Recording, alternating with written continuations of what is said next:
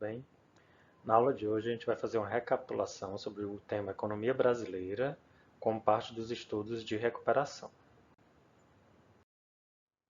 Então, falar de economia brasileira na redemocratização, nós vamos necessariamente citar alguns dos nossos últimos presidentes, né? E quais foram as suas principais realizações, né?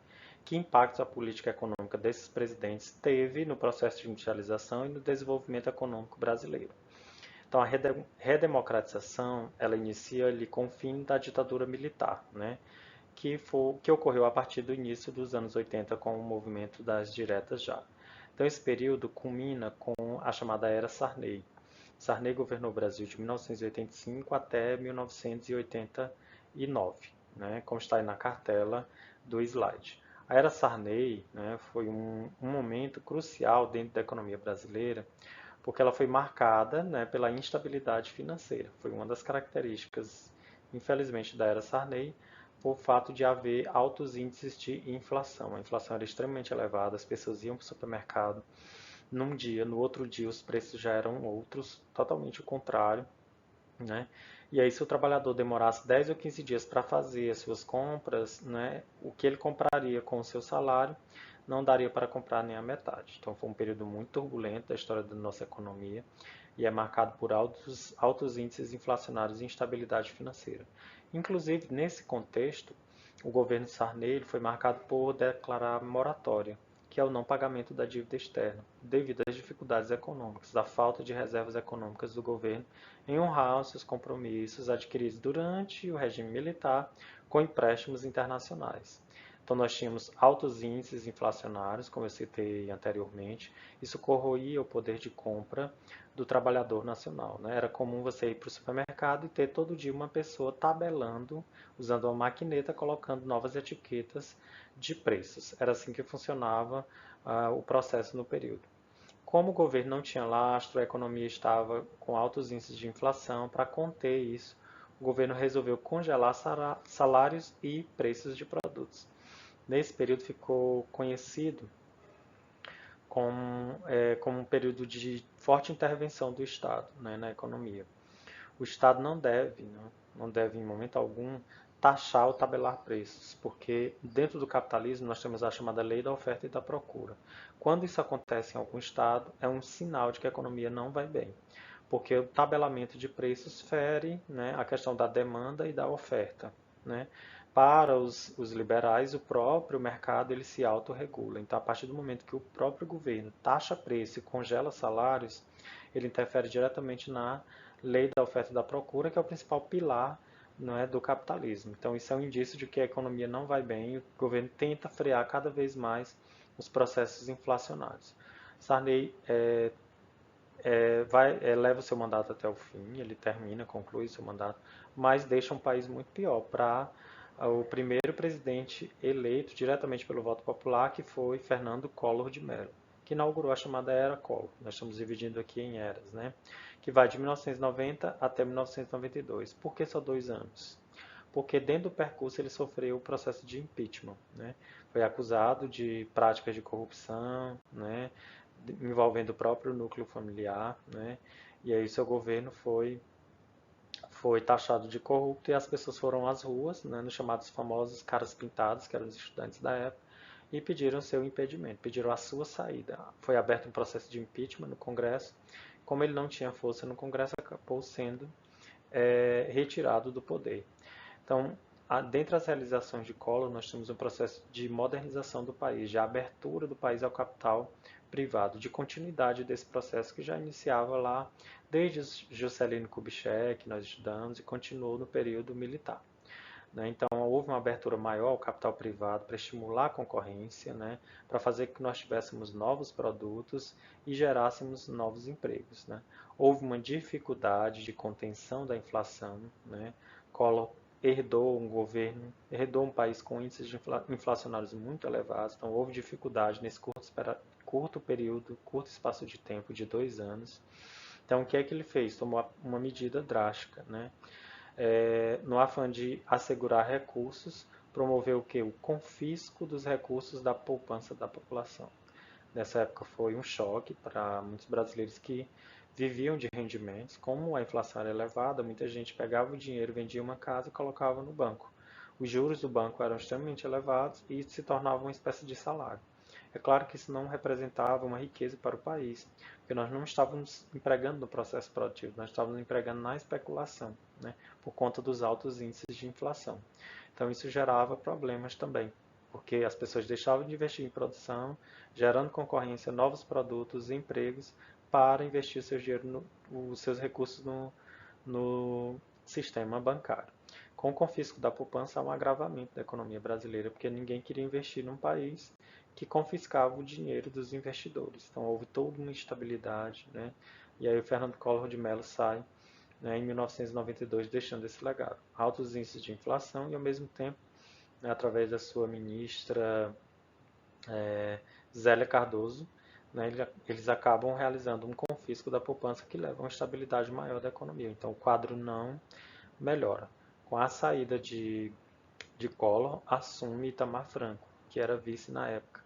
Itamar Franco começa uma série de reformas, dentre elas pensa no Plano Real, que foi um plano que veio a trazer estabilidade à economia brasileira. Antes do Plano Real, ele cria a URV, que é a Unidade Real de Valor, que era uma espécie de conversão, né, preparatória da moeda anterior, salvo engano, do cruzado para, né, a nova moeda que seria o real, tá? E aí nós temos, depois de Itamar Franco, que começa a promover a instabilidade da economia, a era FHC, né, que é a era de governo do Fernando Henrique Cardoso, que foi eleito popularmente, né, após o término do governo de Itamar Franco. Tá?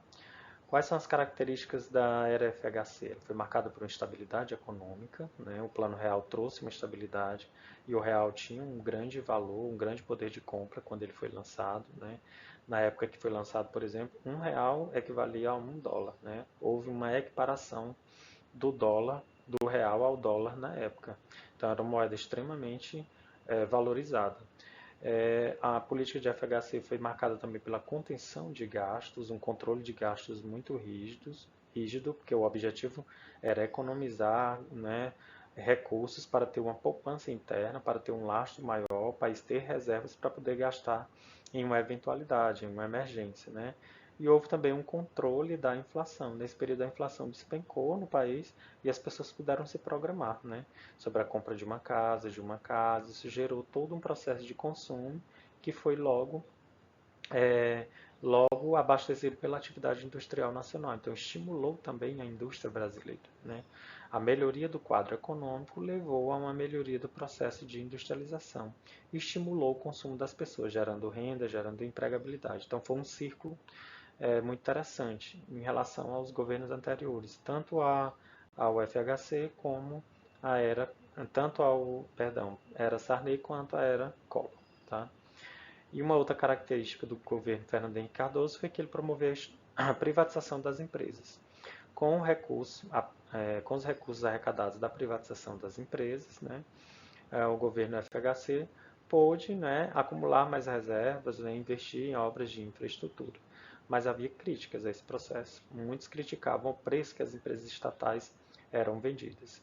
E para o governo era um alívio, às vezes, vender essas empresas porque elas muitas vezes se tornavam onerosas. Elas eram tidas como empresas que geravam prejuízo. Mas há controvérsia em relação a isso. A Vale do Rio Doce, por exemplo, era uma empresa superavitária e foi vendida porque havia um interesse na compra desta que é a maior empresa de exploração de recursos minerais do mundo. Então, houve toda uma política de privatização das empresas, inclusive do setor de telecomunicações, e o governo, para acompanhar esse processo, criou as agências reguladoras, né, como a Agência de Telecomunicações, a Agência de Energia Elétrica, a Agência de Águas, para poder fiscalizar essas empresas que recebiam, né, a concessão de serviços públicos, que antes eram realizados apenas por empresas públicas. Era uma forma do governo estar regulando ali, estar taxando, estar multando. Muito embora existissem as agências reguladoras, muitos consumidores reclamavam, né? Por exemplo, no setor de telecomunicações houve uma oferta maior de número de telefones, que eram restritos quando a empresa era estatal. Entretanto, se reclamou muito da qualidade dos serviços. Mas não resta dúvida de que com as privatizações, principalmente das telecomunicações, houve uma expansão do número de telefones para todo o país, facilitando a comunicação dos brasileiros. Muitas empresas estrangeiras passaram a investir pesadamente dentro desse setor. Após a FHC, nós tivemos aí, assumindo a presidência da República, Luiz Inácio Lula da Silva, tá? Que assume em 2003 e vai até 2010. O seu mandato ele é marcado por uma forte presença da política social, né? De políticas públicas durante o seu governo. Né? Mas também ele tinha um olhar para a economia. Seguiu, inclusive, muitas características da política econômica anterior, porque a preocupação da sociedade brasileira dentro desse contexto era do controle inflacionário. Então, uma das primeiras metas foi controlar a inflação, né, do governo Lula, porque a inflação corroía o poder de compra do trabalhador, fazia com que ele não se programasse para ter o seu carro, a sua casa, né? E também, né, dentro desse contexto, nós tivemos mais reservas cambiais, tanto acumuladas no governo FHC, como, né, tiveram continuidade a partir de uma política mais austera do governo Lula. Né? Então ele é marcado, como ele pegou um contexto melhor de inflação controlada, de reservas cambiais maiores, o governo resolveu investir na área social para reduzir problemas drásticos do Brasil, como as chamadas desigualdades sociais, o problema da fome. Então, foi um governo marcado por fortes investimentos nas políticas públicas. E um dos programas que refletiu esses investimentos foi o chamado Bolsa Família. Foi um programa de transferência de renda criado com o objetivo de diminuir as diferenças sociais existentes no Brasil. Em virtude desses programas de políticas públicas, o governo sai bem avaliado, né, e há uma explosão do consumo no Brasil. Inclusive, há registros de muita gente saindo das classes D e E para a classe C. A classe média, nesse contexto, se tornou majoritária no Brasil, que dá um indicativo de que estava havendo uma melhoria das condições de vida da população por conta do controle inflacionário, da economia e também por conta dessas políticas públicas que foram criadas. Então, houve uma ascensão de classes sociais, principalmente dos estamentos mais miseráveis, que passaram a constituir a chamada classe média brasileira. Tá? E aí, dentro do contexto industrial, todas essas políticas anteriores, lá de Sarney até Lula, geraram um processo interessante que a gente chama de desconcentração industrial. Se antes as empresas estavam concentradas no eixo Rio-São Paulo, elas começavam a se dispersar por áreas distintas do Brasil. Não para qualquer área, porque a indústria é uma atividade que é seletiva, né, do ponto de vista da escolha do lugar para onde ela vai. As indústrias vão para onde tem matéria-prima, transporte, comunicação, mão de obra barata e abundante, incentivos fiscais. Então, as empresas passaram a sair das grandes metrópoles. Por que saíram das grandes metrópoles? Porque os custos de produção começaram a se tornar elevados. Mão de obra politizada, que buscava seus direitos, né, aumentando aí os gastos com mão de obra, falta de incentivos fiscais, terrenos caros, né, problemas relacionados ao deslocamento e ao transporte. Então, qual é a tendência que passou a acontecer no Brasil a partir, né, do século XXI, do início ali dos anos 2000? É uma busca, né, uma tendência de saída das metrópoles para as cidades médias, dentro da região metropolitana. Essas empresas buscavam que novos mercados de consumo. Quem passou a crescer dentro desse contexto no Brasil foram as cidades médias, né? Houve uma dispersão espacial das pessoas, né, acompanhando a atividade industrial, e as cidades médias passaram a ter um crescimento interessante. Então, muitas empresas se instalaram em cidades médias, cidades que têm a partir, por exemplo, de 500 mil habitantes. O objetivo dessa instalação é a diminuição dos custos de produção. Para onde essas empresas iam, geralmente eles recebiam terreno, incentivos fiscais, a mão de obra era mais barata e abundante, concorrência menor. Elas vão em busca também de incentivos fiscais. Muitos estados começaram a disputar grandes empresas, indústrias automobilísticas, como foi o caso da Ford, né, na Bahia. Nós tivemos empresas do setor alimentício, metalúrgico, se deslocando para regiões que oferecessem mais vantagens.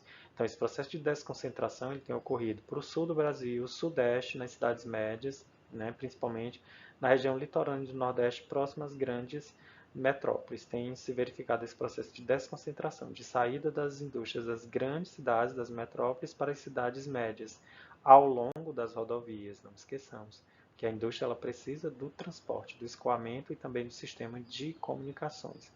Então, o foco era a busca de cidades médias, né, dentro das zonas metropolitanas.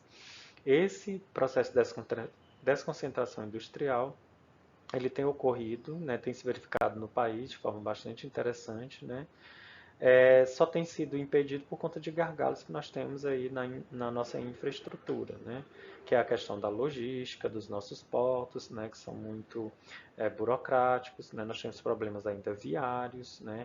Bem como de comunicações. Mas regiões que oferecem essas condições locacionais, né? Elas acabam atraindo indústrias que saem das grandes metrópoles como Rio de Janeiro, São Paulo, Belo Horizonte, Porto Alegre e vão em busca dessas cidades para encontrarem mercados consumidores, diminuição de custo de produção, mão de obra barata e abundante e os chamados incentivos fiscais. Eu quero desejar a todos uma boa avaliação de recuperação.